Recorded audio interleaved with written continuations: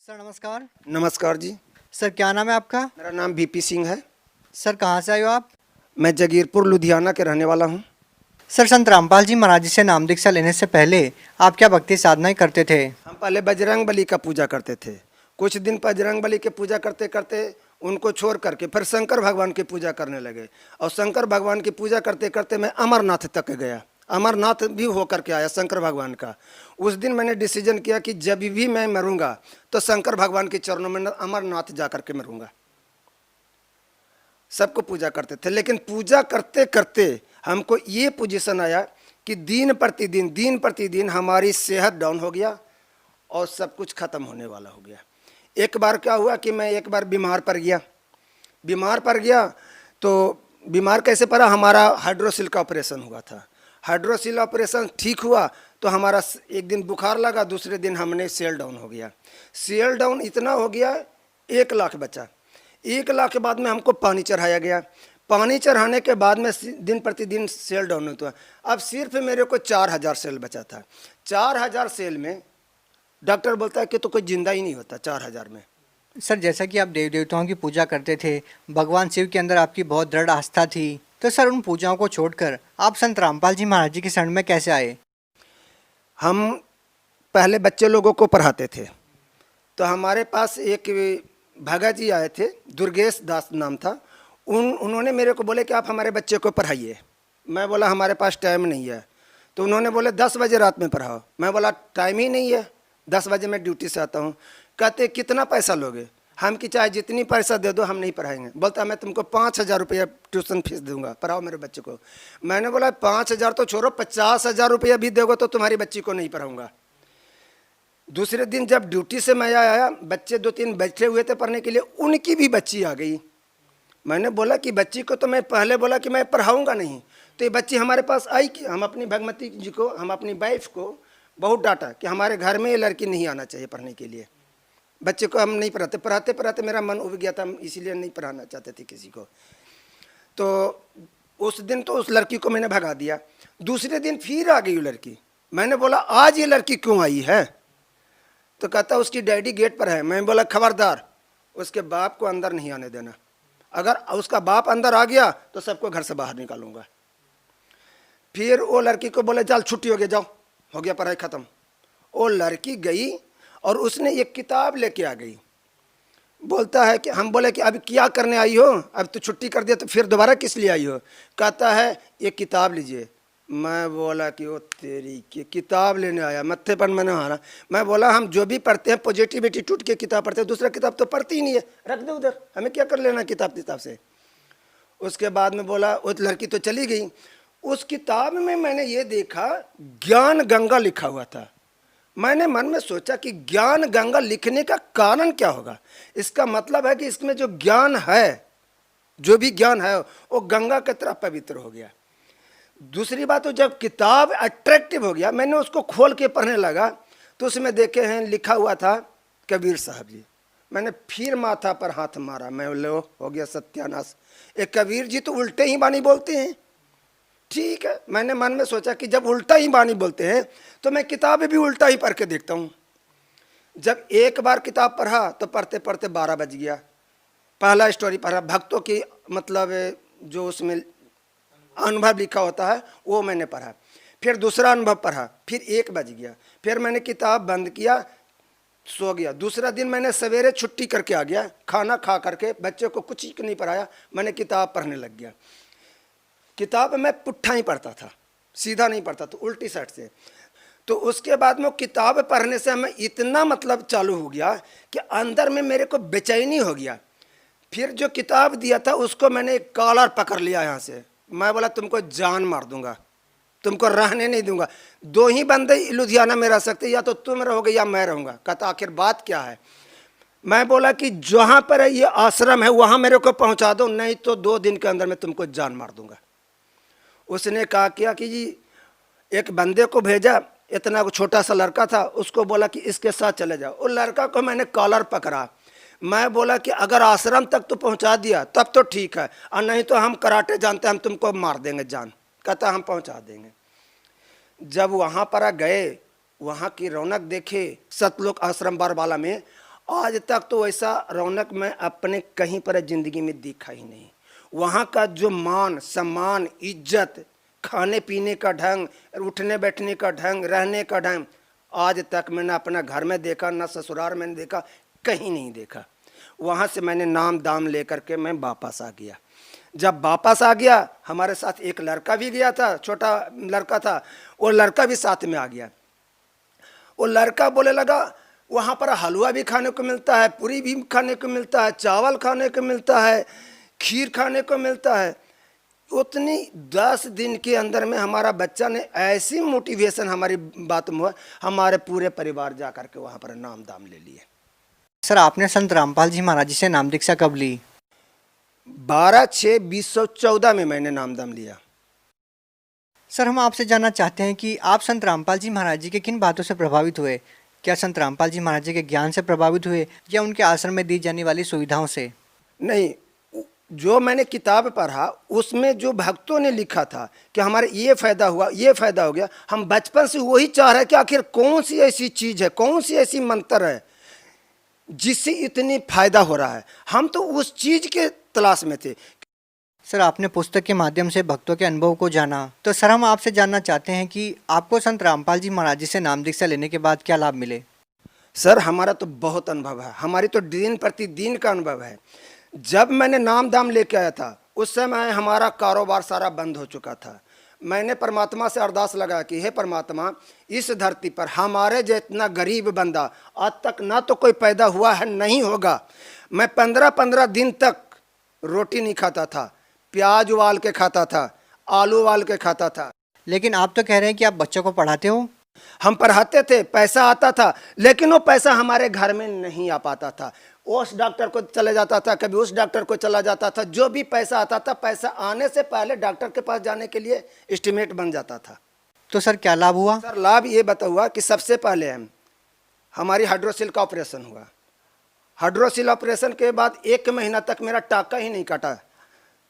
दूसरी बात है कि जब टाका सही हुआ उसके बाद में हमारे बीमार पड़ गए और हमारा शरीर का सेल डाउन हो गया। सेल इतना तक डाउन हो गया, इसी cancer hospital, Ludhiana cancer hospital में मेरा साउंड डाउन हुआ था कि डॉक्टर भी बोल दिया था कि सुबह तक ये आदमी मर जाएगा। जब डॉक्टर बोल दिया कि सुबह तक आदमी मर जाएगा तो हमारी घरवाली रोना धोना शुरू कर दिया। 4000 तक हमारी सेल की संख्या हो चुकी थी और हम 5 भाई हैं। 5 भाई में 4 भाई मेरा मर गया है, हम अकेला भाई थे जो एक थे। तो मैं ये सोच रहा था कि अब हमारा भी नंबर लग गया। तो हमने गुरुजी के पास फ़ोन किया, संत रामपाल जी के पास मैंने फ़ोन किया। तो संत रामपाल जी भगवान जी ने बोले कि जिसको आपको आसरा है, जो आपको मदद कर सकता है, उसके पहले फ़ोन कर लो। 1 घंटा तक सबको फ़ोन मिलाया, फ़ोन ने किसी ने मेरे को जवाब नहीं दिया, यहाँ तक कि स्विच ऑफ कर लिया। फिर संत रामपाल जी मेरे गुरुजी बोले कि बेटा अब तू नहीं मरेगा। जब हमारे बोल दिए कि बेटा तू अब नहीं मरेगा, तो हमारी घरम पत्नी रोना बंद कर दिया। उसके बाद में मेरे को अभी तक ये नहीं पता चला कि क्या हुआ। इतना मेरे को पता, 1 बजे रात में एक आदमी आया, इसमें सिरिंज चलाया, एक इसमें सिरिंज चलाया। सुबह होते होते डॉक्टर सबसे पहले मेरे पास आ गया, कहता ये बंदा जिंदा कैसे है? तो कहता कि जिंदा है भाई, अब ठीक लग रहा है। कहता इसको तो सुबह होते होते मर जाना चाहिए था, इसका रिपोर्ट लगाओ। जब रिपोर्ट दोबारा मंगाया तो उसमें 16,000 मेरा सेल बना हुआ था।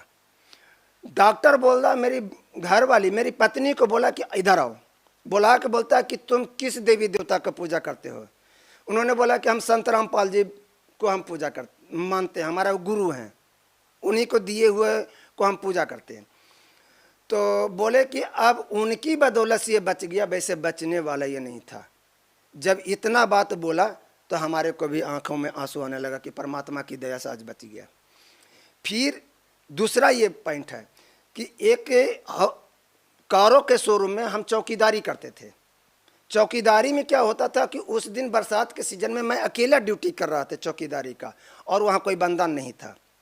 रात में बारिश पड़ रहा था। सुबह 7:30 साढ़े 6 बजे के नियर अबाउट में आग लग गई। आग कैसे लगी हमें भी पता नहीं लगा, क्योंकि वो दरवाज़ा बंद था। कोई आया नहीं, कोई गया नहीं, उसमें आग लग गया। आग लगने से करोड़ों की संपत्ति जल के राख हो गया। सुबह जब मीडिया वाले आए, पुलिस वाले आए, तो पुलिस वाले बोल रहे हैं कि इसने खुद आग लगाया है, क्योंकि यहाँ तो कोई आया नहीं है, तो इसमें आग कौन लगाएगा। सब बोलता था तूने आग लगाया, कैसे आग लगाया। मैंने बोला कि मैंने आग नहीं लगाया हूँ, कैसे आग लगा वो भी मेरे को पता नहीं है। तो लोग कहता है कि इस अकेला आदमी है, आग लगी है, इसका कहता कि पता नहीं, इसका मतलब इसी का हाथ है, इसको भी आग में डाल दो। 1 करोड़ रुपया जल गया तो कोई फर्क नहीं पड़ा, ये भी मर जाएगा तो कोई फर्क नहीं पड़ा, सारा एक मत हो गया। और चारों तरफ से हमारे को कोई कुछ कोई कुछ कोई कुछ टार्चर करने लग गए। मैंने कहा कि अपने आश्रम में संत रामपाल जी भगवान मालिक के पास हमने फ़ोन मिलाया। वहाँ से मेरे को रिप्लाई आया कि बेटा आग लगी, ठीक है, भागना नहीं, वहीं पर रहना, और तू ये काम कर। मैं बोला कि यहाँ पर हमारे को लोग बहुत उल्टा पुल्टा बोल रहे हैं कि आग में इसको डाल दो, ये कर दो, वो कर दो। फिर बोले तू भागना नहीं, तू अपना मंत्र चालू कर। जैसे मंत्र मैंने चालू किया, लोग वहाँ से हटना शुरू हो गए। शाम तक भी नहीं हटे। शाम को सब अपने ड्यूटी से जा रहे थे, उस समय एक बंदे को मैंने पकड़ लिया। मैंने बोला कि सुबह से सब हमारे को बोल रहे हो कि इसको जान मार दो, इसको ऐसे कर दो, ऐसे कर दो, अब हमारे से क्यों नहीं पूछ रहे हो कि आग लगी कैसे। एक बंदा बताया कि अब तुमसे कोई नहीं पूछेगा कि आग कैसे लगी। मैं बोला इसका रीज़न बताओ, क्यों नहीं आग लगे, कैसे क्यों नहीं पूछेगा। कहता है कि सारा 12-14 कमरे थे और सारा बंद थे। अब ये नहीं पता कि जिसमें आग लगी थी वो कैमरा चालू कैसे हुआ। उस कैमरे ने बता दिया कि बारिश के वजह से पानी टप टप टप टप गिर रहा था और उसके कारण शॉर्ट सर्किट हुआ और शॉर्ट सर्किट से आग लग गया और उसके कारण जल गया। उसको बाद में फिर दोबारा मेरे से कोई नहीं पूछा। तीसरा लाभ, हमारी पत्नी को सीने में दर्द होता था, उसने अल्ट्रासाउंड कराया तो बोलता है कि पित्ते में पथरी है। मैंने बोला पित्ते में पथरी है तो ठीक है, हमारे अगल बगल वाले बंदे 3-4 बंदे को भी पित्ते की पथरी उसी डॉक्टर ने बताया था और सबको ऑपरेशन हो गया।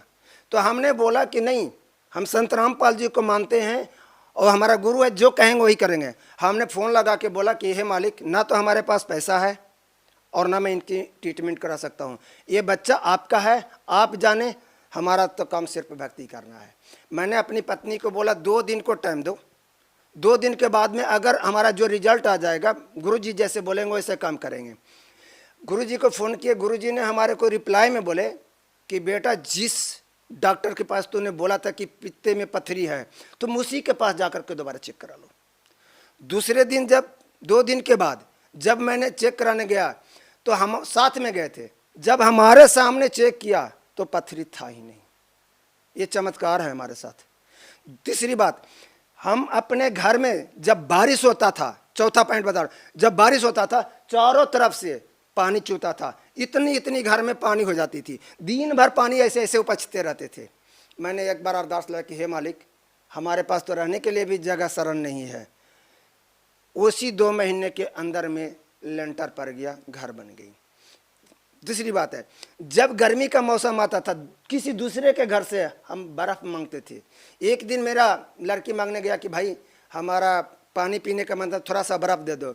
उस लड़का ने बात क्या कहा, आज लाइट था, ऐसे बोला। उसके थोड़े दिन के बाद में मैंने अपने घर में एक फ्रिज लेके आ गया। फिर गुरुजी का सत्संग आता था साधना चैनल पर, संत रामपाल जी का सत्संग आता था साधना चैनल पर। हमको सत्संग के बिना हमको बेचैनी हो जाता था। जब हम किसी को घर में जाते थे देखने के लिए टाइम से, तो बोलता था हमारा तो सीरियल नुकसान हो जाएगा, हमारा सीरियल नुकसान होगा। फिर परमात्मा को अरदास लगाए तो आज तक 30 साल के अंदर में एक झुनझुना नहीं खरीदा, आज 32 इंच का मैंने LED खरीद कर देख रहा हूँ। चौथी बात है, जब मैं थोड़ा जो भी पैसा हम कमाते थे, हमारी बच्चे का, एक छोटा बच्चा है 10 साल का, उसको बचपन से ही सारा शरीर जो है हाथी के चमड़ा जैसा था। हमारे घर में हमारे बच्चे, दूसरे बच्चे बोलते थे हाथी का चमड़ा आ गया, हाथी का चमड़ा आ गया। उसका शरीर ऐसे फट जाता था, सारा शरीर। तो हमने बोला बच्चे को कि बेटा आश्रम में तो जाएंगे, गुरुजी ने आशीर्वाद दे रहे थे। लड़का ने बोला कि गुरुजी हमारा शरीर देख लो। गुरुजी ने सारा शरीर देखे जबकि हमारा लड़का का बीमारी बचपन से ही था, 3 साल का ही से था, और नमोनिया, वो डॉक्टर भी बोला था कि इसका नमोनिया नहीं जाएगा, इसका बीमारी नहीं जाएगा। पीएमसीएच पटना बिहार का सबसे टॉप हॉस्पिटल है, पीएमसीएच का डॉक्टर उसका इलाज नहीं किया। लुधियाना का दिरेसी का हॉस्पिटल, उससे भी सही नहीं हुआ। बड़े बड़े डॉक्टर से मैंने दिखाया, नहीं हुआ। तो गुरुजी ने एक ही बात बोले कि बेटा जाओ भक्ति करो, परमात्मा दया करेंगे। आप यकीन माने 20 दिन के अंदर में हमारा लड़के का शरीर सही हो गया, बिना दवाई का। ये हमारा फायदा हुआ है। और आज परमात्मा की दया, गुरु जी के, संत रामपाल जी की दया से घर में सुख और शांति है। सर, आप भगत समाज को क्या संदेश देना चाहते हैं? भगत समाज को हम तो प्रार्थना करना चाहते हैं कि जिस तरीका से जिस भी भगत भाई को कोई भी बीमारी है, हमारे गुरु जी कहते हैं कि कैंसर होवे चाहे कैंसर का बाप होवे, भक्ति करो, कैंसर का बाप भी भाग जाएगा।